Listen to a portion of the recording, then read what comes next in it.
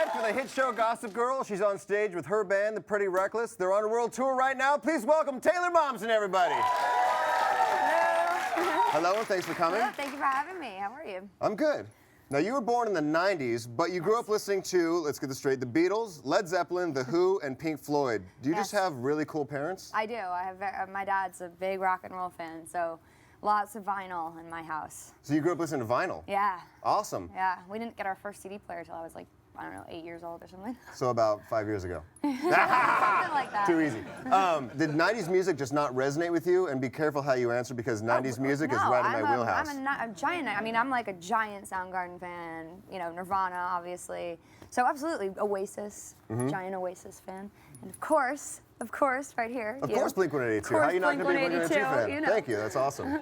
But no, I love the 90s music. But I mean, it started with the classics is where my love for music began. Right. And you were born the year that Jurassic Park came out. And this isn't really a question, but I actually remember seeing Jurassic Park in the theaters as an adult. So that makes me crazy old. Crazy old. Oh, Who are your biggest musical influences? well, the Beatles, I would say, is Nice. I mean, the biggest, the reason I started writing songs in the first place. But Beatles and Zeppelin and kind of everyone that you've just named. I mean, right now I'm in a serious Neil Young phase, like an obsessive Neil Young phase, and because we just started the tour and Jackson Browne, Running on Empty, like the quintessential road record. So you listen to really great classic kind of stuff. I mean, yeah, I guess. I mean, they're classics for a reason, you know? And last year you actually went on the road with the Warped Tour. Yes. How was that? I love the Warped Tour. It was awesome. Yeah, I mean, you've done it, right? You've done Many Warped times. Many times, right? Yeah, so it's very, you know, very rock and roll boot camp in a way, you know? I was always, the finding out what time you played day of, I was not a fan of. You know, morning of, there was quite a few days actually where it was, Taylor, you're on stage in 30 minutes, get out of bed, and it's like, oh, crap. But it was a lot of fun, you know? I thoroughly enjoyed playing every day. You embraced the parking lot culture? I liked it, and we were lucky the bus didn't totally break down, so, you know, the heat. That's a good tour there. If the bus doesn't break down? If the bus doesn't break down, it's a good tour. Do you feel that because you came out of television, a lot of people would expect some like pop nonsense coming out of you? Yeah, I mean, I guess. I mean, I wouldn't call it pop nonsense, but I mean, I'm sure that the direction and then the way the sound of the record isn't probably what people were expecting.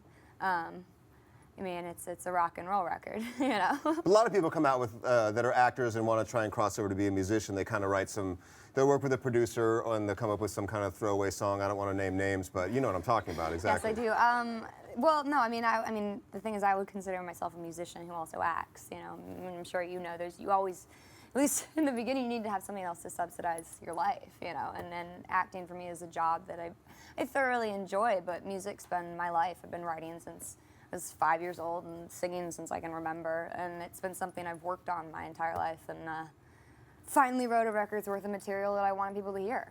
And do you write a lot of your own stuff? Oh, the whole record, yeah. I wrote it with Ben, who also plays guitar. You kind of speak your mind all the time. You've taken a lot of heat for the things you've said lately. Are there things that you wish that you wouldn't have said? No, the one thing I can't say is I'm honest. I mean, I think that everything I say gets misconstrued. And I mean, I'm very sarcastic, and I've slowly begun to learn that sarcasm doesn't translate in print. Yeah, that's a rough one. So there's that, and then there's, you know, you take one word out of a sentence, and it's suddenly a totally negative statement.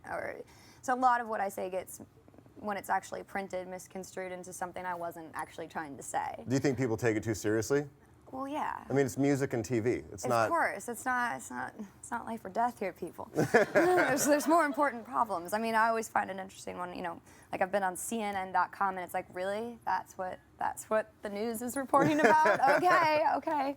There are bigger issues. Absolutely. Speaking of bigger issues, something I want to tackle with you right now is your signature eyeshadow look. Do you see a lot of other people copying that out on the road? I mean, it's cool. It's flattering. Women and men? Women and men. Okay. And it's definitely strange, though. I mean, because I just, you know, it's how I do my makeup. I never thought of it like that, and suddenly it's a Taylor Momsen look. Yeah. It's really interesting.